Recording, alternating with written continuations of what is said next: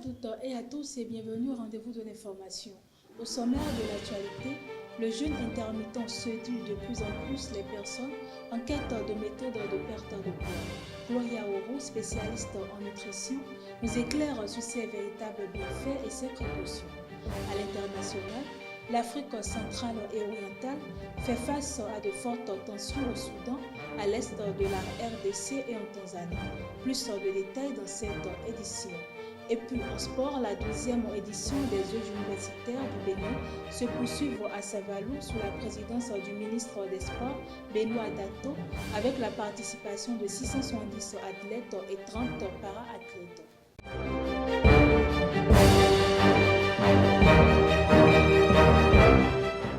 Bonsoir chers internautes, le jeûne intermittent, cette méthode de perte de poids qui alterne en période de jeûne et période d'alimentation séduit de plus en plus. Quels sont ses véritables bienfaits et pour qui est-elle adaptée? La spécialiste en nutrition, Gloria Oro, nous éclaire plus sur le sujet.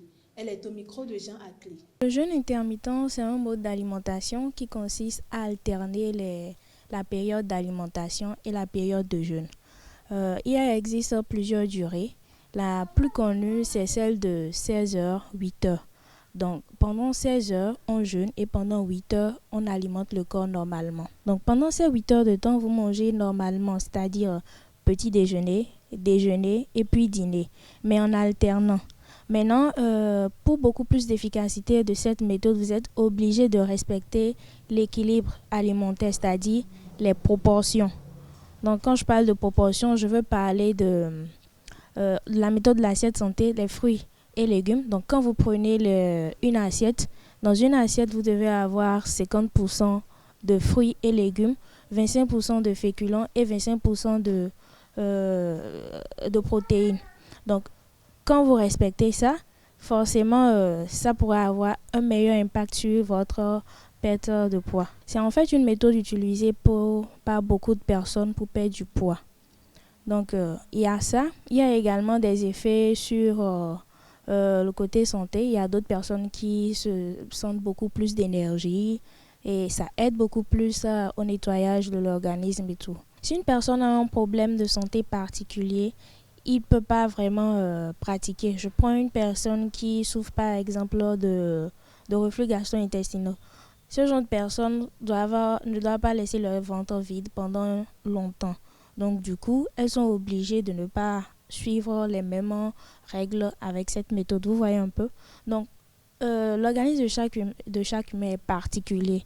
Donc, il faudrait d'abord savoir qu'est-ce que vous avez, quel genre de profil nutritionnel vous avez et essayer de vous adapter avec. Je conseille de ne pas commencer très tôt avec le 16h, 8h. Vous pouvez commencer avec 14h et 10h. Cela voudra commencer légèrement et au fil du temps, vous pouvez augmenter la durée de jeûne. Mais je dois aussi préciser que en augmentant, c'est seulement la constance qui fait l'efficacité de cette méthode. Ce n'est pas une méthode que vous allez utiliser une fois et puis cette semaine, la semaine prochaine, peut-être vous allez l'utiliser ou bien un mois après. Non, c'est pas une méthode miracle, non. Donc il faut vraiment de la constance. Mais quand je dis constance, c'est pas forcément tous les jours. Vous pouvez la faire 2 fois par semaine ou bien 3 fois par semaine et autres. Et pour revenir au niveau des conséquences aussi, c'est qu'il y a vraiment une forte perte de fatigue. Vous serez vraiment fatigué quand vous allez l'utiliser. C'est pour ça qu'il faudrait aller lentement, doucement. Donc, vous prenez de petites bases, durée de jeûne, et après, vous allez augmenter au fur et à mesure. Au lendemain de la tentative de coup d'État au Bénin, les militants et sympathisants de l'Union progressiste Le Renouveau UPR se sont mobilisés à Parakou pour soutenir le président Patrice Talon et réaffirmer leur attachement à la stabilité du pays. À l'initiative d'Abdou Raouf Sessi Sidi, directeur du COUS-P, étudiants et citoyens ont participé à une rencontre au cours de laquelle le leader politique a condamné la tentative de déstabilisation et salué le professionnalisme des forces armées. La rencontre s'est conclue par une marche symbolique sur le campus de l'université de Parakou, marquant publiquement leur adhésion aux institutions républicaines. L'agence béninoise de gestion intégrée des espaces frontaliers, ABGF, a lancé ce mardi à Parakou une session de formation destinée aux points focaux suivi-évaluation des communes des 4 départements du Nord. L'objectif est de renforcer la circulation de l'information pour améliorer la prise de décision et la gestion des zones frontalières. Ouvrant les travaux, le représentant du préfet du Borgou, Sani Biobaye, a salué l'initiative. Le directeur général de la BGF, Youssouf Adam, a précisé que l'atelier vise la mise en place d'une plateforme dédiée à la prévention des menaces à la sécurité nationale. Une seconde étape est prévue à Dassazoume les 11 et 12 décembre 2025. Le policier Landry Bignon Delcos Kendjankoudé a été interpellé ce mardi 9 décembre après la diffusion d'une vidéo jugée alarmante sur les réseaux sociaux. Dans ce message, l'agent appelait à une mobilisation citoyenne, suscitant un climat de crainte selon une source policière. Chef du commissariat du marché d'Antokpa en création à Kassato, récemment promu, il avait multiplié depuis fin novembre des publications troublantes sur TikTok, laissant planer des doutes sur son état psychologique. Désormais en garde à vue, il devrait être présenté à la criette pour répondre de propos considérés comme mensongers et incitatifs. Cette affaire intervient alors que le pays vient d'annoncer l'échec d'une tentative de coup d'État et l'arrestation d'une douzaine de militaires mutés. Passons à la page internationale. L'actualité africaine est marquée cet après-midi par 3 tensions majeures qui redessinent les équilibres dans la région des Grands Lacs. Entre justice internationale au Soudan, avancées rebelles en RDC et crispation politique en Tanzanie, le continent fait face à des défis qui interrogent la stabilité et la gouvernance. Un verdict historique à La Haye, un déplacement massif de population au sud Kivu et une mobilisation, autant pour moi, avortée à Dar el Salam. Retour sur 3 signaux forts d'une région en pleine turbulence avec héroïne au Papana. L'actualité africaine de ces dernières heures est marquée par 3 dynamiques distinctes, mais révélatrices d'un même fil rouge. La fragilité persistante des États face aux crises sécuritaires, politiques et humanitaires. D'abord, la décision de la Cour pénale internationale dans l'affaire Ali Kouchab constitue une étape importante dans la lutte contre l'impunité au Darfour. En condamnant l'ex-chef milicien à 20 ans de prison, la CPI valide pour la première fois la réalité judiciaire de la campagne de violence systématique menée contre les populations civiles au début des années 2000. Ce verdict, salué comme un signal fort par les défenseurs des droits humains, ouvre également la voie à des réparations pour des communautés meurtries depuis plus de 20 ans. Dans un contexte où le Soudan reste sous tension, cette condamnation rappelle la nécessité d'une justice internationale capable de sanctionner les responsables, même longtemps après les faits. Au même moment, à l'est de la RDC, la situation sécuritaire demeure dramatique. La progression du M23 AFC vers Uvira met en lumière l'incapacité de Kinshasa à contenir la rébellion et confirme les inquiétudes régionales. Le déplacement massif de plus de 30 000 civils vers le Burundi révèle l'ampleur de la crise humanitaire, tandis que les accusations de Kinshasa contre Kigali ravivent les tensions diplomatiques déjà brûlantes. Les appels internationaux au cessez-le-feu témoignent d'une crainte croissante de voir le conflit s'étendre à l'ensemble des Grands Lacs.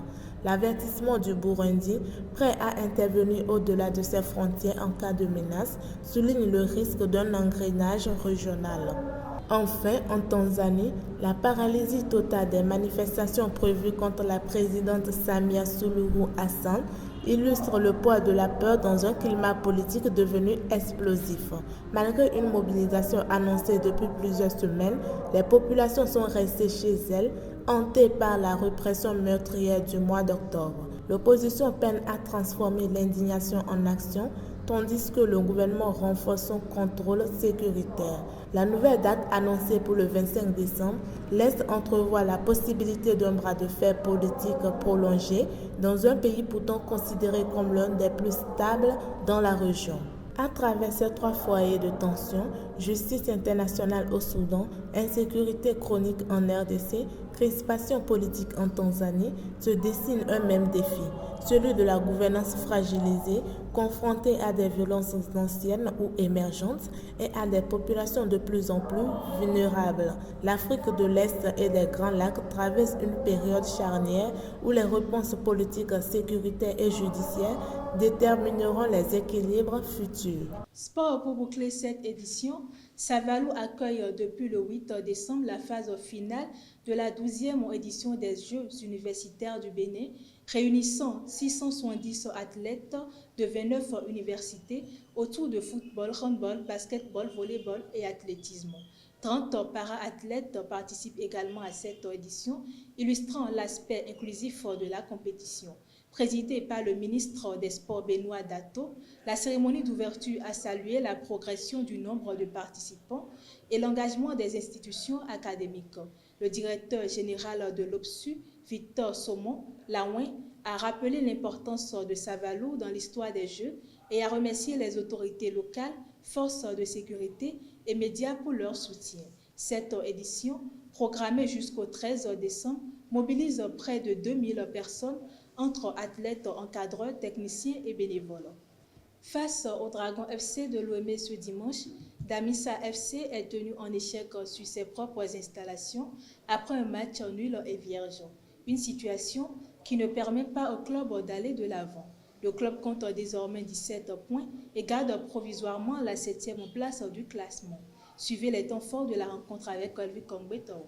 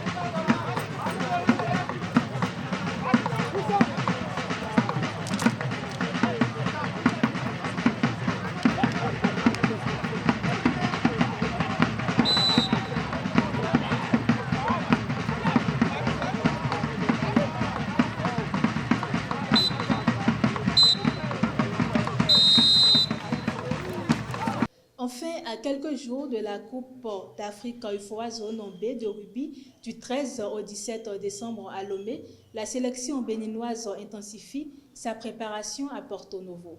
Lundi 8 décembre, le président de la Fédération béninoise de rugby, Hervé Assogba, et son comité exécutif ont rendu visite aux joueurs pour leur apporter soutien et encouragement. Le Bénin affrontera le Togo, le Mali et le Niger dans cette compétition qui constitue une occasion de mesurer ses progrès et de renforcer la dynamique de développement du rugby national. Mesdames et messieurs, c'est tout pour ce 13h. Merci de m'avoir suivi. Bon appétit chez vous et à très bientôt.